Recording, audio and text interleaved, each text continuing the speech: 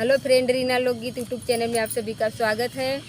देख लो हम लोग कहाँ पे आए वीडियो बनाने के लिए। कितना धूप लग रही है, हवा थोड़ा थोड़ा भी चल रहा है, मच्छर भी लग रहे हैं। क्या करें, आप लोग के लिए थोड़ा वीडियो बना के मनोरंजन कर रहे हैं। मेरा सोहर गीत आप लोग सुनना और ढेर सारा प्यार आशीर्वाद देना प्लीज़। मचियाँ बैठे सासु बहू से आरज करे हो।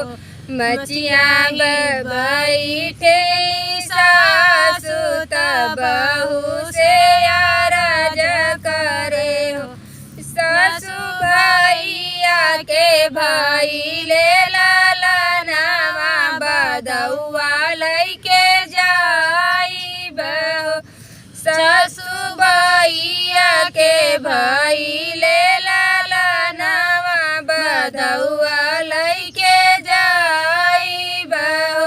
इतनी बचन सुने सासु बिरही बोलिया बोले हो। इतनी बचन सुने सासु बिरही बोलिया बोले हो। बहुहर तोहर भैया बड़ा नीरा मोहिया का बहू नाही आवे हो। बहुहर तोहर भैया बड़ा नीरा मोहिया का बहू नहीं आवे हो। सासु भैया के भाई ले लाला नावा बदौआ लैके जाई बहो।